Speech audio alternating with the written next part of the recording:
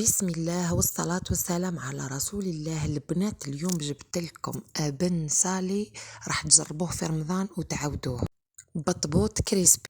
في المقادير عندنا علبة ياغورت ناتور، عندنا الزيت، عندنا الحليب دافي، عندنا ملعقة كبيرة خميرة تاع خبز، عندنا ملعقة سكر، عندنا الملح، عندنا وحدة خميرة تاع الكاطو، عندنا الفارينة.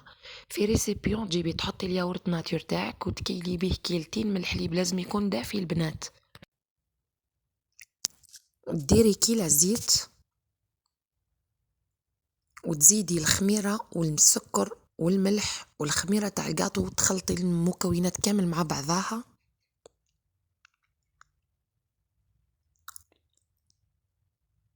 ومن بعد تشيحي العجينة تاعك بالفارينة. البنات دوك نكيل لكم قداش نكاس هزت لي.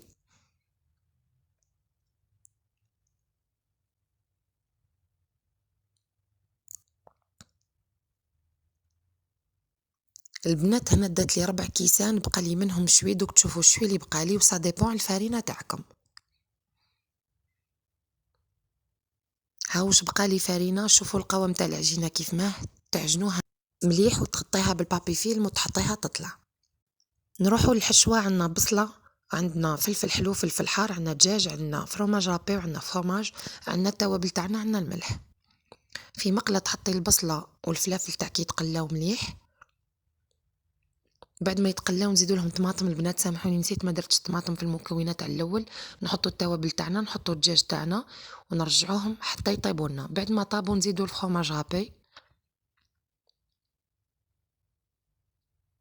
من جهة تكون العجينة تاعنا طلعت نجيو نحلوها. شوفوا طريقة كيف ما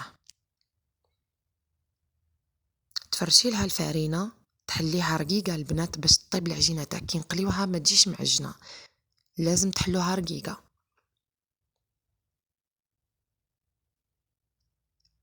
شوفوا هنا تهزي الحشوة تاعك تحطي بالملعقة كيما راكي تشوفي كمية قليلة، ومن بعد ديري لها كميات تاع الفرماج. من جهة واحدة اخرى تحلي العجينة بنفس الطريقة باش تغطي العجينة اللي درناها الاولى.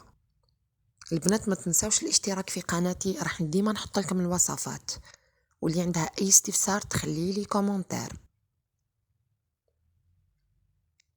شوفوا بعد ما غطيناها بالعجينة اللي قلت لكم نحلوها، تجيبي اي طابع عندك وتطبعيها الشكل اللي حبيتي. بعد ما تطبعيها تقفلي لها الجوانب تاعها باش كي نقليوها ما تحلش.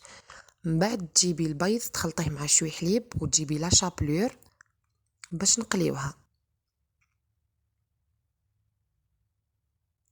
تمرغدي الحبات نتاعك وتكوني من ديجا حطيتي الزيت تسخن.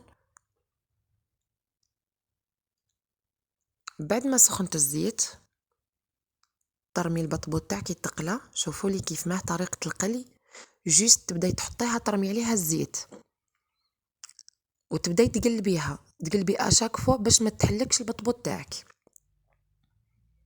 شوفوا لي الشكل النهائي بعد ما يطيب. ما تنساوش الاشتراك البنات. سلام.